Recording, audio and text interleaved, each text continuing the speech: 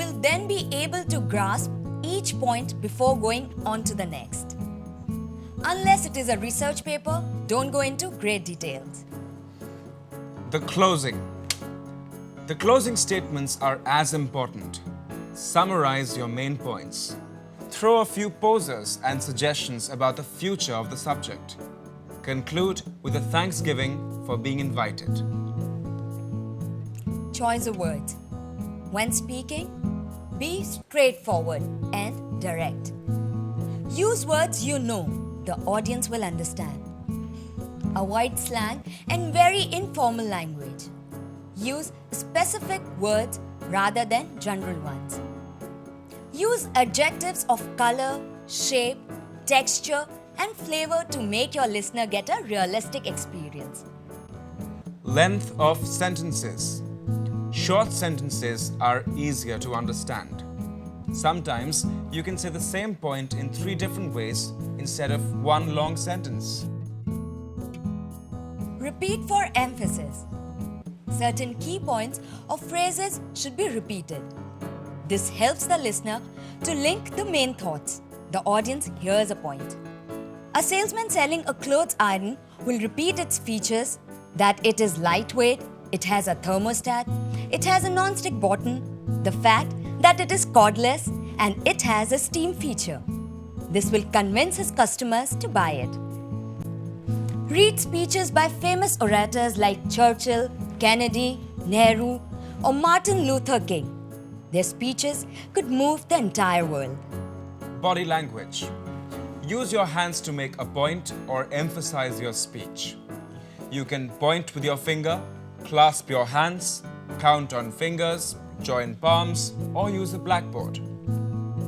Use your body.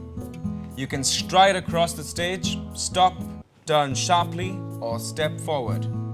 Make sure the action matches the content of your speech.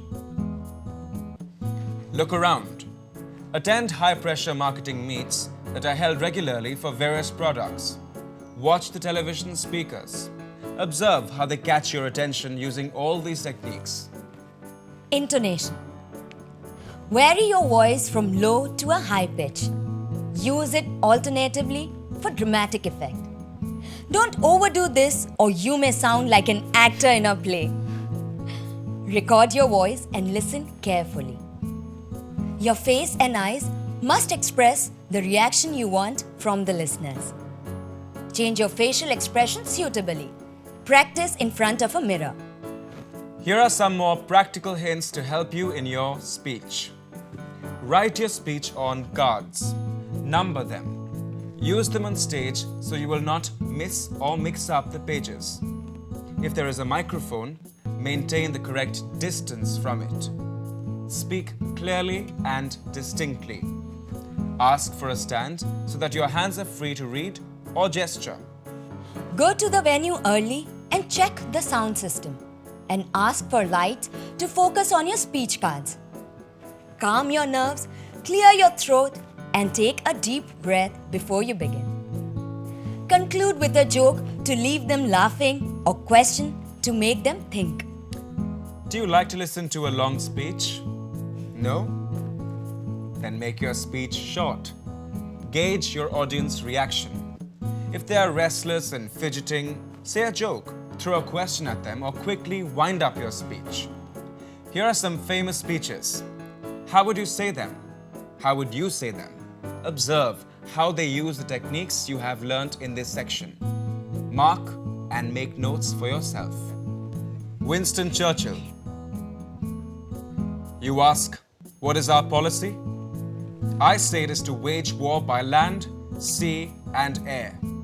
War with all our might and with all the strength God has given us, and to wage war against a monstrous tyranny never surpassed in the dark and lamentable catalogue of human crime. That is our policy. You ask, what is our aim? I can answer in one word. It is victory. Victory at all costs. Victory in spite of all terrors.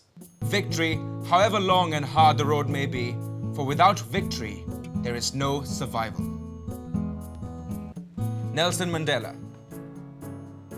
Who will deny that 30 years of my life have been spent knocking in vain, patiently,